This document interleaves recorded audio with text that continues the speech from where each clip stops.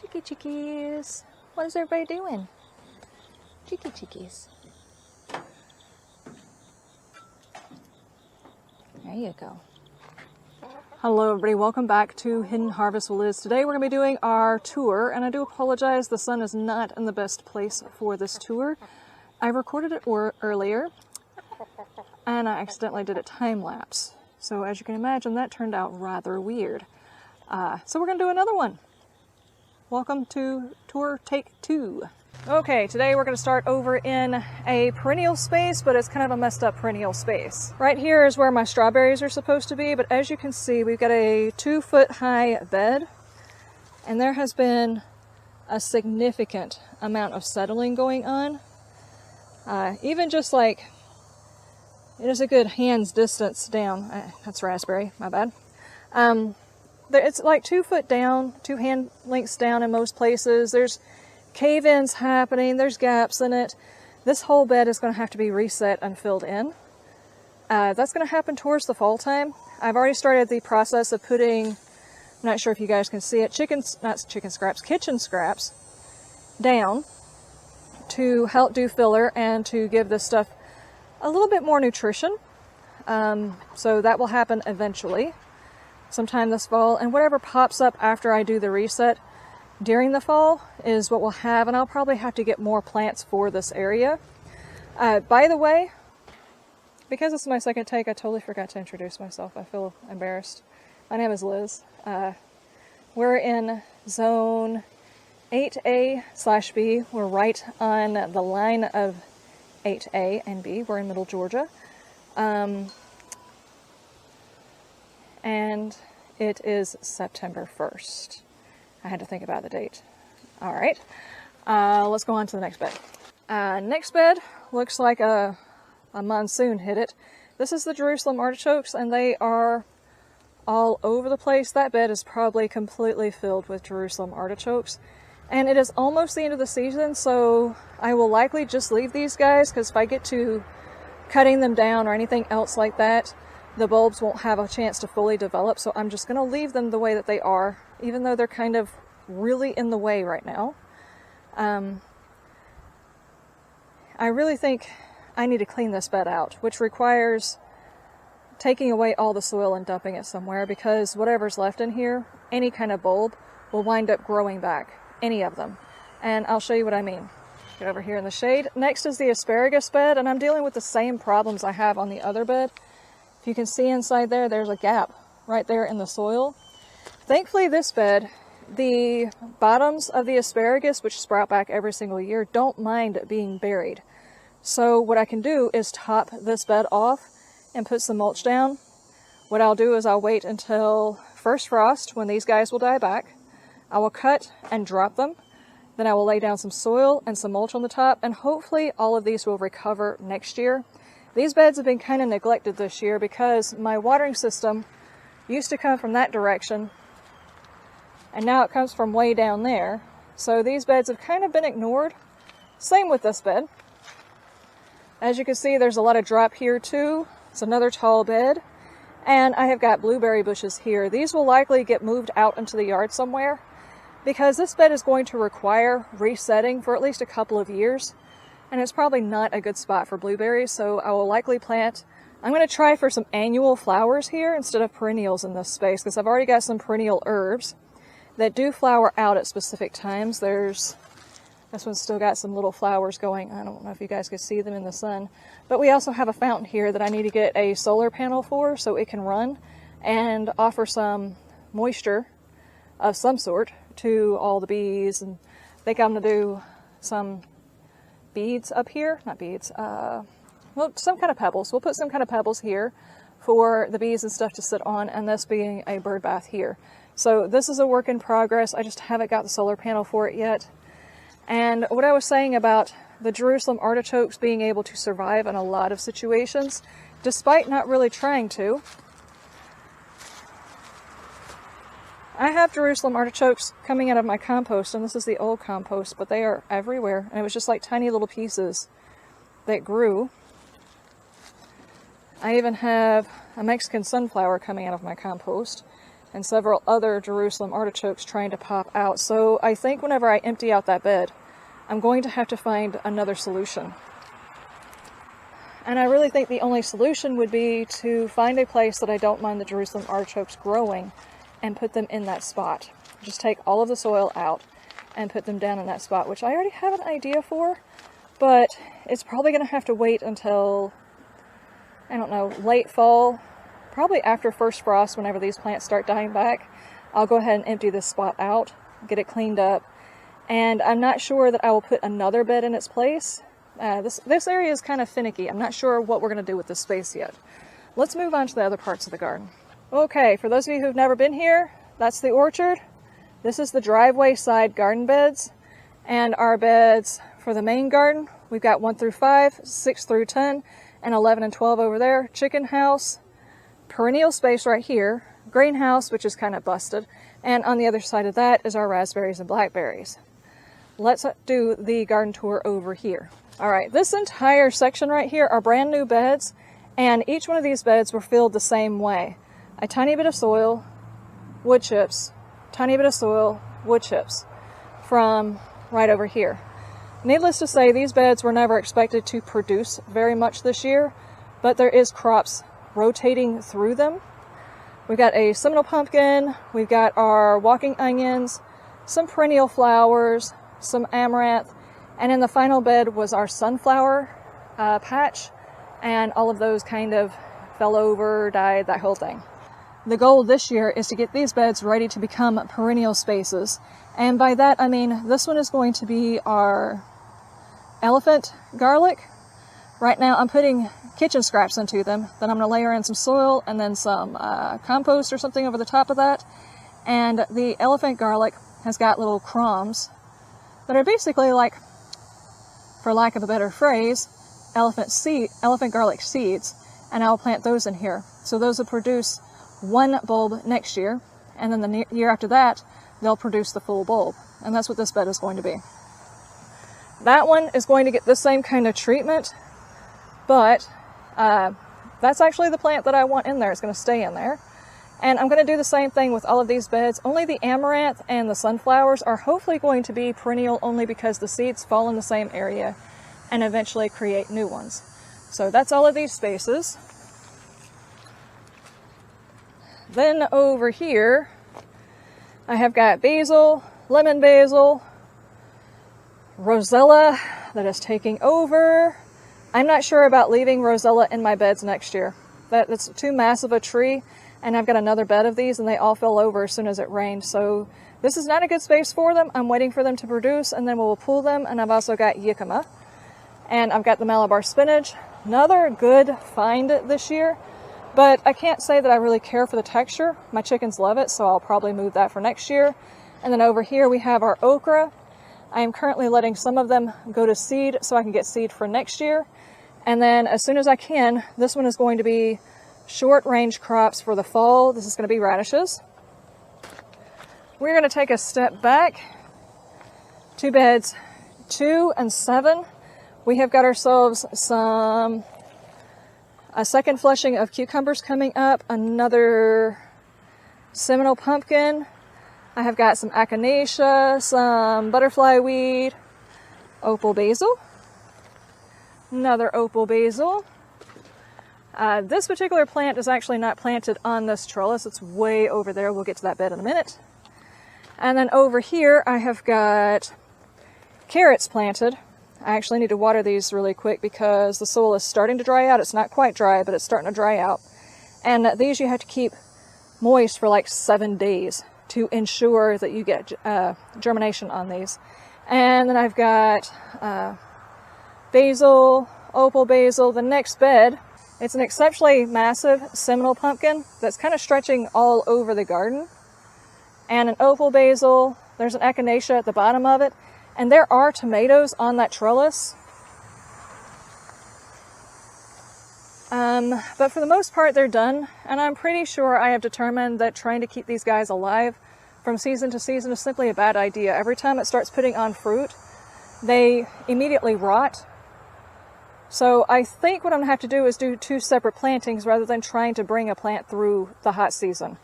we'll see about that for next year. And then over here we have our sweet potatoes. And right now they're doing pretty well. They're not too far out. End of September we'll be pulling these guys out, but right now they're being invaded by that. It's taken over. There's a lot of it for no real reason. This is loofah, and we'll get to that in just a second. Over here in this bed, which is bed number 4, we have our, see, ripened. Immediately these bugs get on them and they turn gross really fast. So we have got our sweet peppers. My walkway is a little bit taken over. And we got our sweet peppers, more opal. We got some parsley back there. Let me walk around to the back. We got another basil, another echinacea, and all along these sides of these beds, I have been taking various plants, and let me see if I can find any. This has got a little bit, not much. Probably over here would be the best place to find it. What I've been doing is taking seeds. That's basically what these little areas right here on the plant are. There are seeds inside of this. And I've just been dropping them next to the beds.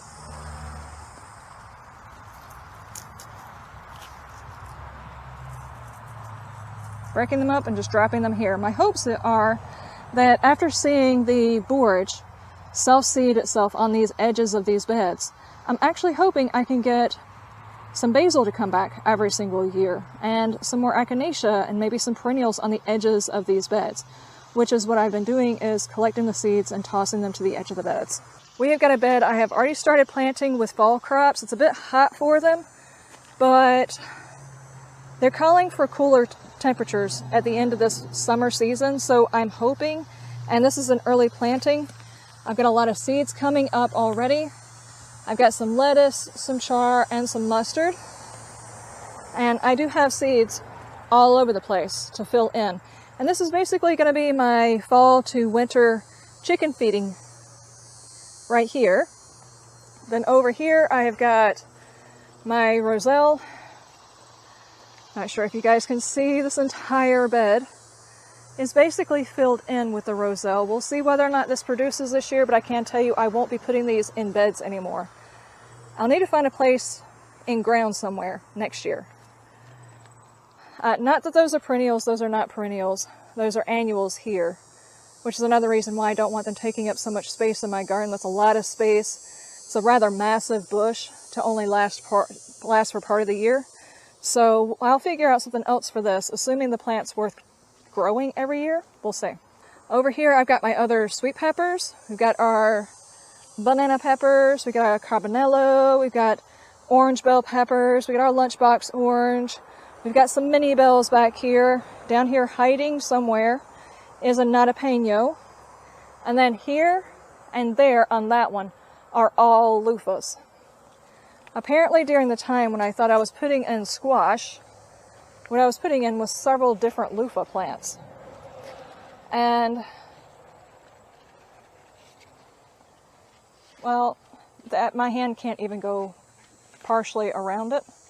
That's how big these are, and there's several all through here. They collapsed my trellises.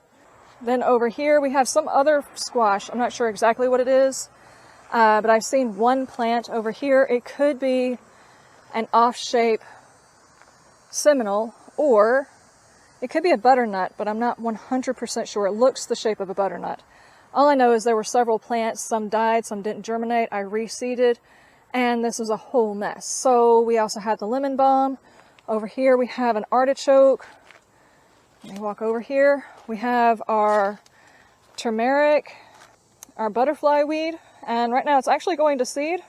I haven't seen it crop up in any place, so it hasn't self-seeded anywhere. We'll see if it happens this year. I've got morning glory somehow or another mixed in with all of this. I don't know where they came from, but they're here. And then of course more loofah. There's supposed to be a moonflower in there somewhere, and I have seen only a couple of blossoms. A moonflower is a perennial. So once I can uncover it from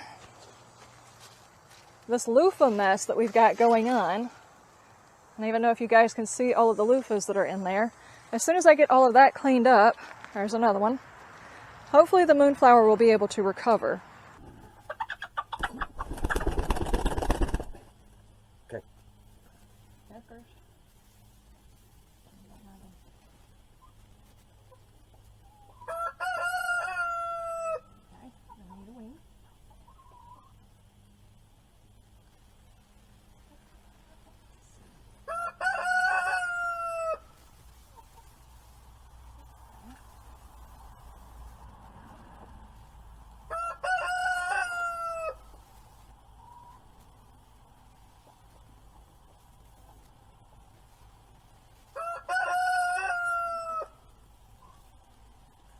Super chicken. Okay.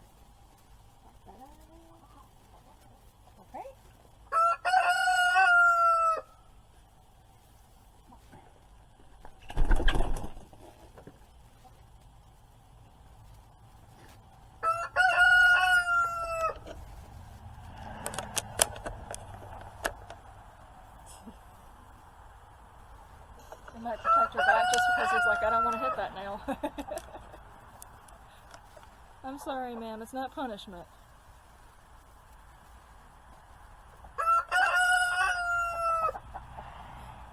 Now they all scared of him. Oh, uh-oh. She's having a reaction.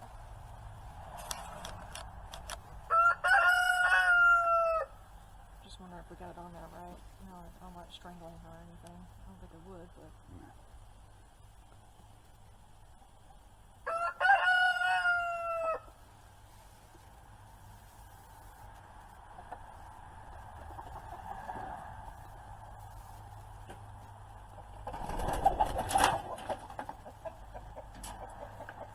She's scaring everybody, oh no!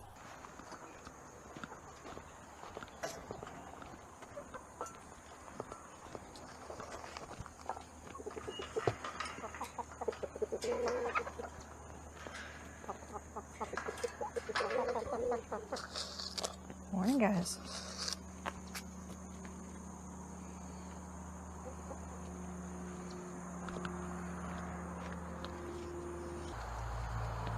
Hello everybody, welcome back to Hidden Harvest. This is part 2, and this is actually a transition video for the garden. We are just about ready for our fall season.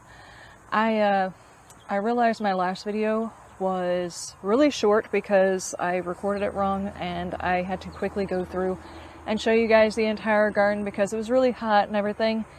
And I haven't even edited that video because I got sick. So what I'm going to do is I'm going to show you how that garden transitioned into this garden and the couple of things I'm still needing to do and when those guys will get done. So now that it's actually cool and I'm recording properly, let's try the garden again.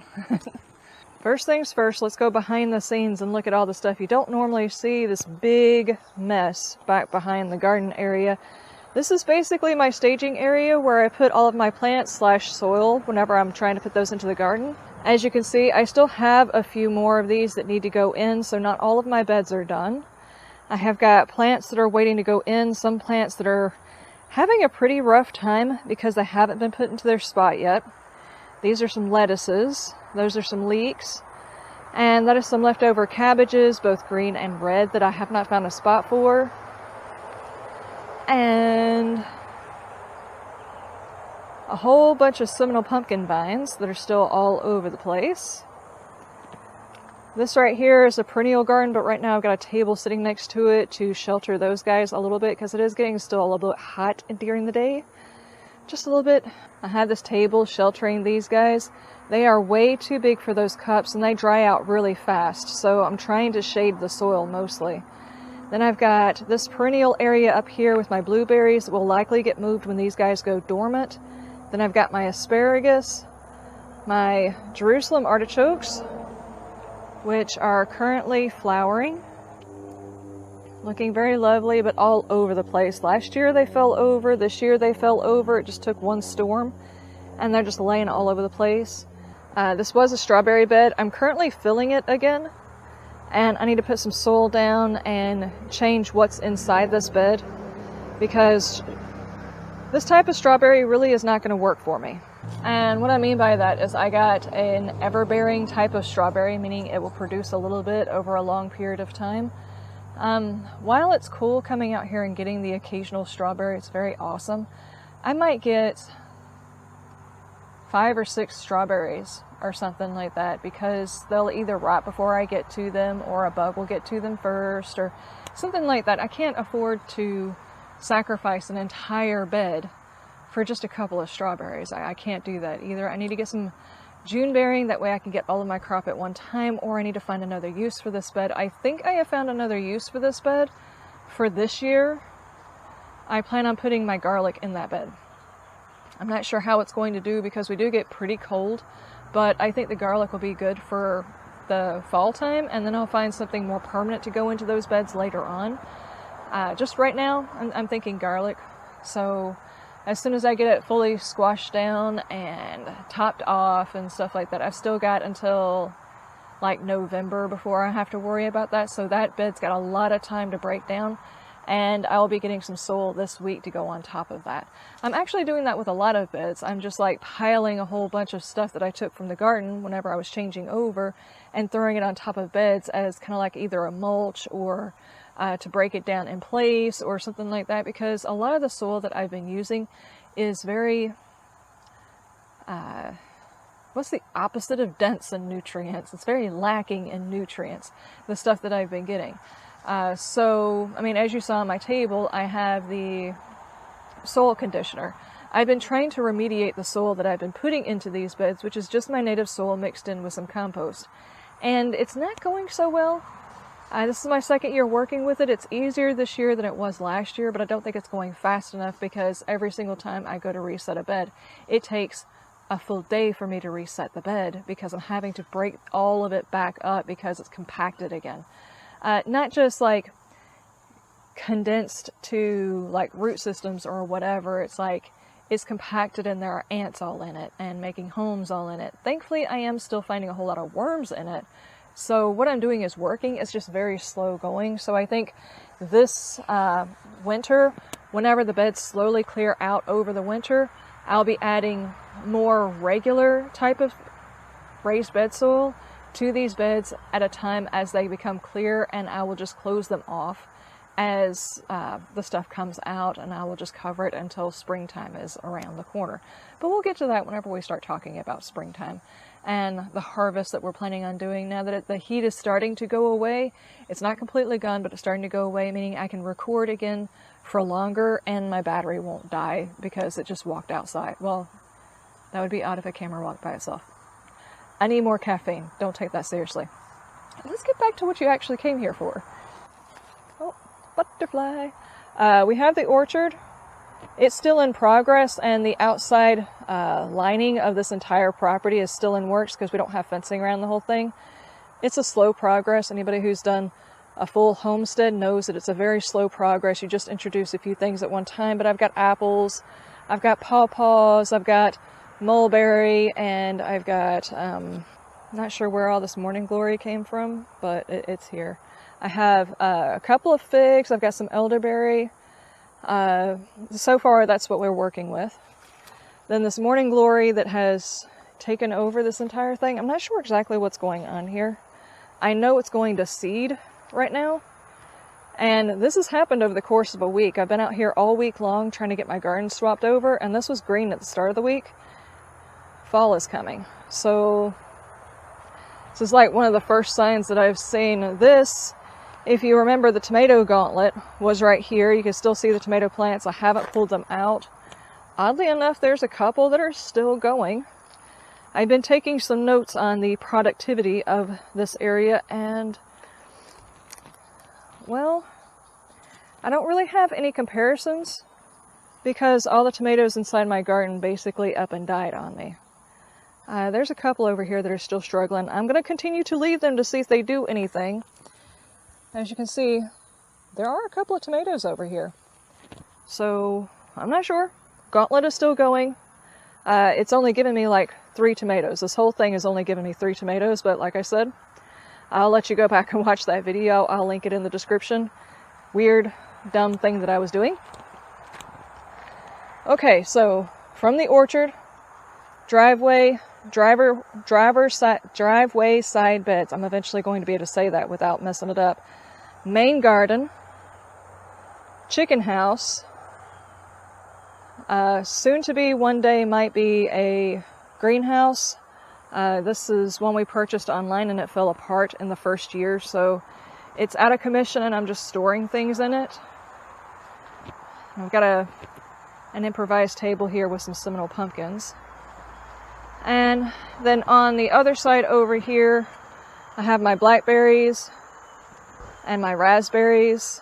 They are looking rather pitiful. It's been a while since we've had rain, and I don't typically water this area, but we'll see. We'll see. They are putting off shoots. These guys are trying to root. This whole area really needs a good clean out, but I'm going to save that for full fall time. It'll give me something to do and snacks for the chickens. So back over here to the driveway side beds. As you can see, most of these have been disassembled from earlier spring. This one right here, I'm basically topping it off with just everything, all of the things. I got some pears and some eggs and all of my chicken scraps. There's a pumpkin, a Seminole pumpkin in here. It's not actually doing much of anything. I'm just leaving it here because there's no reason to tear it out right now. There are a couple of pumpkins down there that's on this vine, so there's no sense in pulling it out until I'm ready to do something with it. This bed right here, after I put the soil on top and it has a chance to decompose a little bit, I'm going to put my elephant garlic in here, because elephant garlic, if you didn't know, elephant garlic has like little crumbs that grow on the bottom part of the elephant garlic, and it usually gets stuck down in the soil, and I have actually found it a couple of places in my garden, and I picked them up and moved them, but those crumbs, I think I'm saying that right, crumbs, will grow into a bulb. You put that bulb into the ground and it grows a big elephant garlic, is kind of how it works. So it's almost like it could be a perennial plant where I'm at. So I think that's what I'm going to do with this bed, is turn it into that. Because right next to it, I have my walking onions. And I've been chopping and dropping a whole bunch of stuff in the garden on top of this, because this one also needs a filler. As you can see, it's very, very low. There's cracks in it. All of these beds were hastily done at the beginning of the season, and they all need filling. So yeah, this one is going to need a bit of a topping off, but thankfully these plants will likely survive me uprooting them and shifting them and stuff like that, because they survived the transplant over here, so they should survive a transplant for me fixing the plants. So basically I've just been adding this stuff in as kind of a mulch to hold in the moisture, because it has been so dry. And then over here, we have some perennial flowers. This one might actually bloom this year, which is a bit of a surprise. I was not expecting any of these to bloom. That one's an echinacea. That's an echinacea. That one is, I don't know. That's a butterfly weed. Over there, as you can see, it's actually been eaten up. We had some monarchs here that did their deed. Hopefully there's enough energy in the root system of that to bring it back next year. We'll see. But this one also has the cracks in the soil for the same reason as all the other ones. These were hastily done with just a whole bunch of wood chips. Every single one of these beds was layered wood chips, soil, wood chips, soil. And the wood chips are broken down and the soil is condensed, so all of them need topping off. This is another perennial bed. We've got yarrow, rosemary, feverfew, and hyssop. Sadly, the lavender did not make it. And that's mallow. And then over here on the other side of my mess is hopefully going to be a perennial amaranth. Not perennial as in it will come back, but it will reseed into this bed, hopefully, and come back every single year. I have actually pulled some of this and stored it to be absolutely sure, because these guys are kind of leaning this way, so probably not depositing a whole lot of seed into the bed itself. But as soon as I can get some soil to go on top of this, I'll be taking all of those and chopping and dropping them in place on top of it to seed for next year. And then this one over here, I've been doing the same thing. We've been chopping, dropping, and this one will get topped over, and this will be my perennial sunflowers slash Mexican sunflowers. So just a bed where they can show up every single year, and I don't have to worry about anything else. But basically this entire section is going to be perennials or things that can self-seed, that I want to self-seed into a place just to keep it here on the property. Amaranth doesn't have a whole lot of use, but this is a grain, and my chickens actually enjoy it. So having a good supply of it as a supplementary to my chickens would be a good idea. And by the way, I do intend to do the full garden tour that I was supposed to have done in my other video on this video, so this might be a long one. If you haven't got yourself a drink or a snack, now would be a good time to go ahead and get your drink or your snack, because we're going to go through everything in the garden. And if I can remember the stuff that was planted in there and the things that I learned from it, I will definitely cover that as I get to it. Let's go on to bed number 1. Okay, bed number 1. We have got a rosella here, some lemon basil, some the big leaf basil, and some jicama that is still left. And then a Malabar spinach. As you can see, the leaves are starting to change. They're definitely getting their berries and everything. But what I wanted to point you out to was the jicama, which is down here. I will include a picture, like right here, of what it looked like when I pulled one. I'm leaving these here because I've already got several of them inside. I don't want to pull them if I don't have to. These guys are really, really cool. I do a lot of following of gardening channels, and a lot of times there will be several channels that will promote a particular type of food all at the same time for some reason or another. And I have found that not all of those foods deserve a place in my garden because I just simply don't like them, or I don't have a use for them. But jicama, I have actually found, was one of the ones that I will be finding a place for in my garden from now on. And it's basically just a plant that you put into the ground, well, a seed that you can put into the ground. I started mine early this year, put them into the ground whenever it got hot, as soon as this bed became available, after we took the garlic out of this bed. And it's just sat here. I haven't had to do anything to it. I haven't thinned them. I haven't treated anything. They didn't have any pests or anything else like that. And it produced a huge root that basically, like, as soon as you cut the top and the bottom off, the skin just peels off of it easily, almost like you're peeling a banana. It's nothing. And it's almost got like a mild apple or pear flavor with a similar texture. It's very good, actually.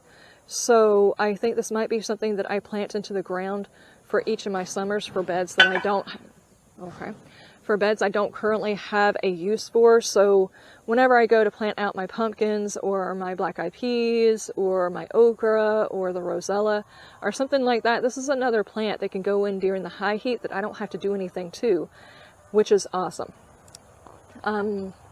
As far as the rosella, mine have still not bloomed at all. As a matter of fact, I took all of my rosella out of the other bed, which I will show you in just a minute.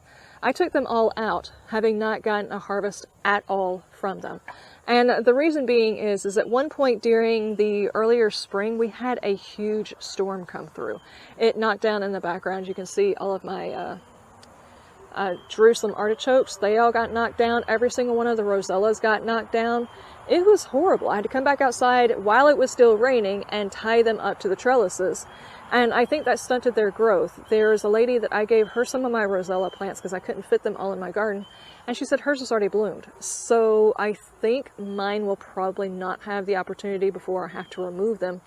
I just had to ask myself, do I hold out and try to get a harvest out of them, or do I clear them out and make room? Because there's a chance that since they were stunted so much during that, not only that, but whenever they got big enough and I realized how big these things were going to get, I picked them up and moved them around the garden to give them more space. So between that and the storm, I think they stunted, and they will probably still bloom November-ish, but I have to ask myself, that's right in the middle of when I need to put my fall stuff in, so I have to make a choice. Do I keep the rosella in, or do I take it out and put in my fall stuff so it will have a chance to grow? And in that bed in particular, I was like, I'm definitely going to have to take those out because I definitely want an opportunity to grow what I'm growing in there, which we will cover in a minute. But yeah, I don't even know that this one is going to get a chance to finish growing, because this bed will be needed. I'm going to put onions in this bed, which I know is probably not a good follow-up to garlic. But I think this bed and my other free bed are both going to have to be onion, and I'm going to move my garlic over here. There. I'm going to move my garlic over there and then put the onion in the two beds that I have open. So, yeah, I think that's how we're going to have to do it. But they don't have to go in until November, so I've got a little bit of time. At least I think it's November. It's like early November that I can start putting those guys in. So it's got some time to show me that it can do something. There's no sense in me pulling it out or getting it ready unless I want to put the lettuces in there for a quick harvest on the lettuce, which is an option. Let's move on, because I can sit here and contemplate bed 1 all day. Let's go on to bed 2. Alright, bed number 2 was actually the first bed that I reset. I've got some basil here. As you can see, there's nothing here. Not a thing. And I am pretty sure in my last video I talked about this, or I had mentioned it, maybe in the first recording, maybe not the second recording because it was kind of rushed. But bed number 2 is supposed to be my carrots. And I was coming out here and watering them every day, but there was a couple of days that I missed, like I had to run into town for an emergency and things like that. So I missed watering them, and I think the carrot seeds went bad. So I got my last little bit of carrots seeds, and then actually did the method of covering them over to keep them moist while they germinate. The problem is those seeds were 2 years old, so none of them germinated. Carrot seeds are notorious for not storing very well. Carrots and onions basically are really bad for storage. So I think I missed the opportunity. I have ordered more carrot seeds. They will be coming October, I think 4th or something like that, and I'll reseed. So hopefully I've got enough time to get them enough greens so they will continue growing. But let's move on to beds I have not filled yet. All right, bed number 3. We've got the red cabbages. These were planted 2 days ago, and so far they're looking okay, but I'm still kind of babying all of these plants. I've got a char here, an echinacea there, and some leeks there. The next bed, I have got some collard greens, kale down here, collard greens, and another echinacea. It's a perennial plant, so these are going to be sporadically placed all over the garden. And then I have another kale here. And then this bed, which was done completely differently than the other beds, this is my chicken feed bed, basically. We have kale at the end, an assortment of lettuces and arugulas and turnip greens and all kinds of stuff just scattered in here for greens. I have a few lettuces. That one's just about ready for the chickens. And then I have a couple of mustard greens and another char. Now, the reason why I did this bed differently is because, what was here? Carrots and onions. So they came out in June? July. Somewhere around there. Anyway, right after I took those guys out, I cleaned out the chicken coop and dumped half of the chicken bedding into this bed and just let it sit for months. It just sat here open, allowed the rain to go through it, the whole 9 yards. But there's a lot of people who have issues with like basically raw chicken fertilizers because it's very high in nitrogen, and of course, you know, there's a chance for diseases or whatever. So in this bed, I allowed it to sit open and allowed it to ferment in place, so to speak. And just to be on the safe side, because I've never tried this before, I made sure that I put things in that were high nitrogen feeders. Like all of these they're greens. We're going to be eating the greens, or rather the chickens will be eating the greens, which love a lot of nitrogen. And so far, it has not gotten burnt, and it will have a full season where there's actually plants into it, and the plants are doing something for the garden. But we'll just see how it turns out. I don't know. I haven't tried this. But in these other beds, I have also put 1 bucket full of chicken scratch. Now, not chicken scratch, I guess, how do I say this? Okay, the best way to describe it. We have got, we have a hawk.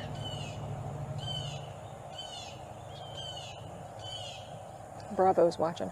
Since we're growing a whole bunch of big nitrogen feeders, I took some of the scratch from the chicken coop. And that's basically just the ground in the chicken coop that has been sitting for a long time, because we had 2 expansions on the chicken coop. Just the regular area that they had all last season, and then the new area. And I took from the old area a bucket full, and I just broke it up and scattered it on the entire bed. Just 1 bucket full. Which is, I'm not sure, it's like maybe a 2-gallon bucket, maybe, not even that. And put them in there, and it's just the stuff that's been out in the weather, so it's had a chance to drain off and everything. I was very skittish about doing it, but so far nothing has been burnt. Nothing looks bad. I mean, other than it looking bad in the middle of the day because it's still hot, but it seems to be working. And I really need to show you guys my process for trying to break up the soil and everything. It's just so tedious to get it going that I just usually don't even grab my camera because I am nasty by the time I get done with it. But basically what I've been doing is sorry, my microphone wire is tickling me. I've been taking each one of the beds, cleaning the entire bed out, putting a pitchfork in the soil and pulling it up, and all the big clumps I've been breaking up by hand, which is exceptionally tiring. But after I do that, I smooth it back out, and I take a bucket, which is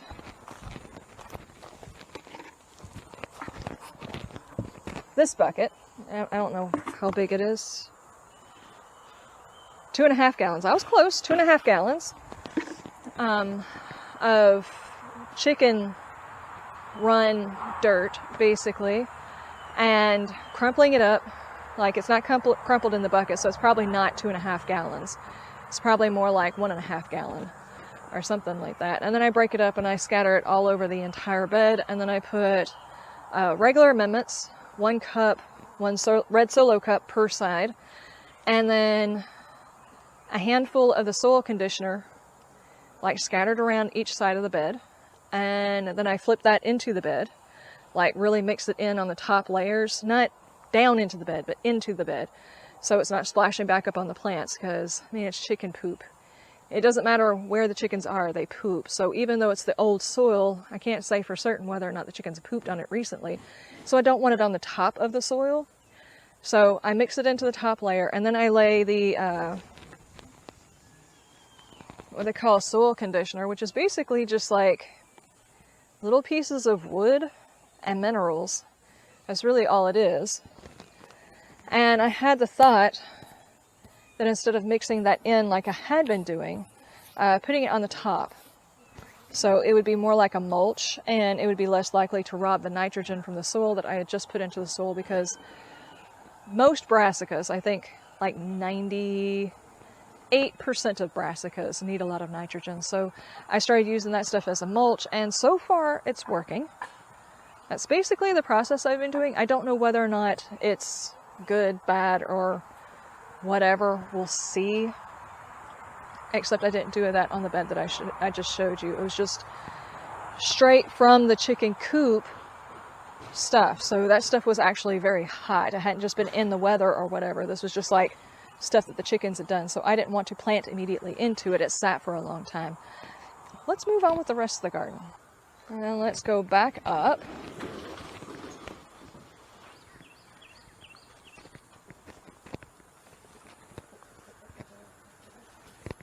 Alright, this is bed number 6, and this one is basically a transitory bed, and by that I mean there's a few crops in here that are early producers and will likely come out rather quick. Right now I am working on getting my seeds for my okra, so I left 2 of the plants with several pods each. You probably only need like 1 pod, but just to have an assortment to make sure that they are fully viable, I left in 2, and I'm allowing them to fully dry on the plant. And then, of course, we still got the Malabar spinach, which will come out during the first frost. Down the center of the bed, I've got kohlrabi. If you don't know what kohlrabi is, it's basically a brassica that bulbs. You can almost see like a little bulb right here. It'll bulb up and look like an alien egg. That's really what it is. It tastes kind of like cabbage. And then I've got some Daikon radishes. This is my first time growing these, so I only planted this little bit. And they may be too close to each other. I don't know. I really don't know on this one. But we'll see. We'll grow them, we'll check them, we'll see. On this side of the bed, I have regular radishes, a few different types. And then I have turnips over here that I have thinned out. I've never actually eaten a turnip bulb, but I know that you can eat them kind of like a radish. You can eat the bulb. I've never tried them, so I'm just growing a small patch of them to see if I like them. I have Malabar spinach all over the place. Anyway, so that's this bed, but this bed will have radishes, and I'll plant another batch of radishes on this side in about 1 more week, because these are like 2 weeks old. So this bed I'm probably going to have, oh, and we've got some leeks here too, which are looking much better now. They looked really pitiful for a while. But yeah, this bed is a quick return bed, which means this bed will be open for early spring planting. The only problem is this bed is shaded by this during the winter time. So yeah, that's the reason why I planted some quick growing stuff. As soon as this stuff comes out, I will likely rest the bed for the rest of the season. The one right behind it has not been reset yet. So I still have my basil, we've got a Seminole pumpkin. I did have a cucumber, but both the cucumbers that I put in the ground really look very pitiful. I don't know why, but they do. Probably because it's still too hot for them, but kind of running out of time in the season. And the reason why I have to constantly try to grow cucumbers is because we've got a very invasive, I say invasive, but it's probably natural here, but it's a very invasive worm or something like that called pickle worm. And they go after my cucumbers, they go after any cucurbit, which is also any of my squashes and stuff, and they just bore inside of it and make it absolutely useless. So I tried doing something later in the season to see if maybe it will be outside of the life cycle of that particular worm, but so far I'm not impressed. They're being nosy. I see you guys. They're waiting on snacks. Okay. Next plant. Oh, these ones right here, these planters, right there and right there, are sweet potatoes. Not sweet potato vines. There's actually sweet potatoes in the ground from last year. And I just stuck them in there so that I could grow greens for the chickens. They got that one like 3 weeks ago, and then I pulled it back over there so it will regrow. They got this one like a week ago, and they have already finished it. So it's growing back. Bed number 8 has got my green cabbage. There's a potato over there trying to grow. We pulled our sweet potatoes, and we got quite a few of them. I'll see if I can put a picture up of the sweet potato haul. It was actually very good. I've also got a mustard green. I need to plant something along this border, but I don't know how big these guys are going to get. But I need a place to plant some more leeks. I may do it along this side, but that's also going to get big. And then over here, we have got broccoli. And I've got chard. This is emerald something. Emerald something. I don't remember what the name of it is. I have been naming the types because I'll be honest with you, I don't remember. And it's bad to say, but I had a whole bunch of cabbages and a whole bunch of this, that, and the other, and I wound up ordering some because a lot of my seeds wound up not being viable anymore. So mustard greens, some more leeks. And then yesterday, at the end of the day, I finally got the cauliflower planted. This is where my roselle was. I got all that planted. There's a mustard in the middle of it. And as you can see, I am also working on quite a few squashes. Those plants are from way over there in that jungle of crazy. So let's go take a peek over there. Yeah, that is mostly loofah.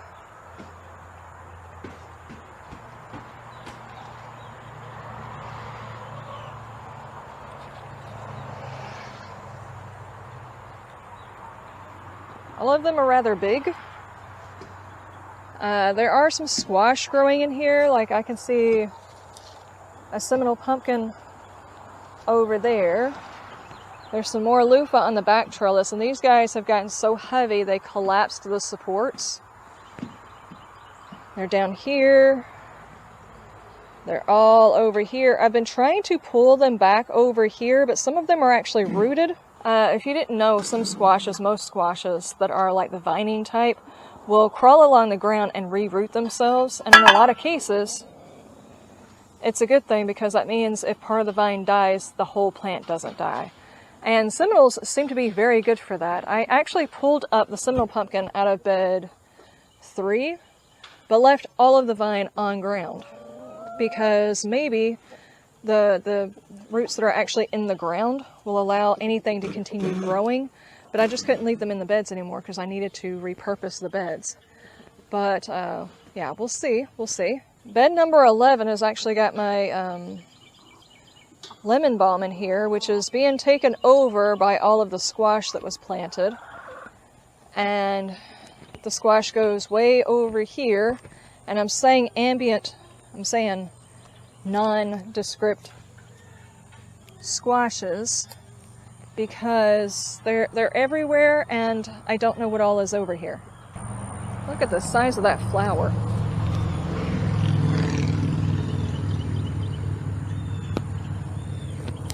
That is a big flower. Huge flower. And loofah.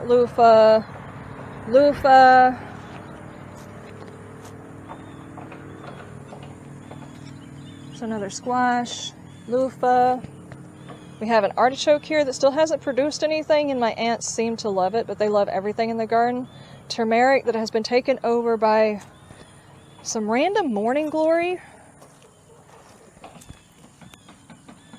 Yet again, I don't know how it got over here. I'm assuming birds brought it over here because that's the only thing that makes sense. I do have moonflower in here. You can actually see where one of the blooms was. Right here.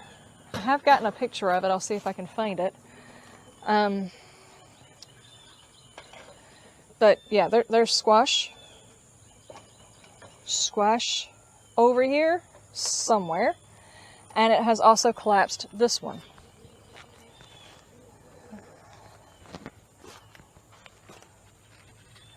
Put my hand up to it so you can actually see the size of these. There's another one up there. They are down here, over here, on the ground, all the way over here, all the way over there.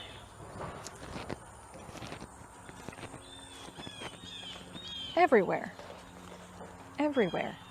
So, yeah, that's as far as I've gotten with the garden. I've got a couple of beds that still need doing, but one of the squash beds, it's going to have onions, so I don't have to worry about that. One in the front bed is going to have onions too, and I don't have to worry about those until November. I actually do need to get those seeds started today because they're going to take a little while to grow big enough to go into the yard to begin with. But that is the entire mess of a garden. And I have been working very hard to get everything transitioned over. If you are wondering where I'm at, I'm in Middle Georgia, Zone 8A/B, because I'm like right there on the middle part of it. And I don't know if this is too early for me to be starting some of these. Like, I started them indoors in August, I think. And they were growing way too big to stay inside anymore. So, I mean, most of the plants that I got to that I just planted out were near root bound by the time I got them in the ground. So I think next year I need to start them a little bit later. I'll see if I can actually post the date here. It's probably not going to happen because editing Liz is lazy sometimes, sadly. But if I can post the date when I actually started all this stuff, I'll try, but that's also kind of sketchy because some of this stuff didn't take the first time I had to replant them. And I may or may not have noted down when I replanted. I do apologize. There's a lot of noise. The building that's on our property is currently being worked on. It's being torn down. So, yeah, I'm going to have to list those and make changes next year. I won't know whether or not the timing was good until after I see when things head up. The broccoli, for this whole garden, I'm intending to try and get a harvest before December. I'm trying to get a harvest before December, but the only ones I'm concerned about during a frost is the broccoli and the cauliflower, because the heads on those will basically just disintegrate if they get frozen. But I have put these in between trellises because I have got a frost cloth that can go over the top of these two beds that will protect them if the frost is going to come while they're trying to head up, which is the reason why I strategically placed these two guys. Like I said, I do apologize. That's a lot of noise. The cabbages and stuff, and like the collard greens and things like that, from what I understand, are not as frost sensitive. And the carrots, I've grown those all the way up till February before and had no problem with them. Onions, the tops might occasionally have issue, and I might get a little bit of browning or tinging on the garlic, but mostly those guys like the cold. So that's the reason for the locations on where I planted everything and the why I planted things the way that I did. The process of trying to remediate the soil is still an ongoing thing and will likely be going on for a couple more years, but I'm hoping this next year, whenever I really clamp down on the type of stuff that I put into it, I can get it to where I can transition stuff over without even having to flip the soil over, because it will be workable either way. But yeah, I think I also covered in the other video that got lost because it was speed timed or whatever, that my new chickens that I had just got are already laying and giving me tons and tons of eggs. I've already had to give away quite a few eggs to friends and family because there's no way we could eat them all. And my dogs also enjoy having a bit of egg inside their food as well. Anyway, ladies and gentlemen, that is it. That is basically 2 different updates on the garden, about a month apart. That's how much work has been going in to try and transition this whole thing.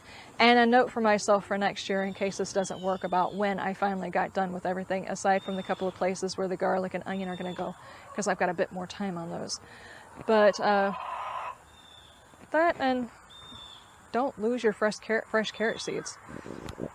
I bought carrot seeds and I don't know where they went, so I had to order some more. Anyway, ladies and gentlemen, that is it. I will see you guys in the next update from Hidden Harvest. Fall and winter season is coming up, so I'll probably be able to get to doing a few more videos because it's a bit cooler out here. So if there's something in particular that you would like to see or for me to talk about, let me know down in the comment section. I'll see you guys there. You have a wonderful day with that, and you guys stay shiny. Bye.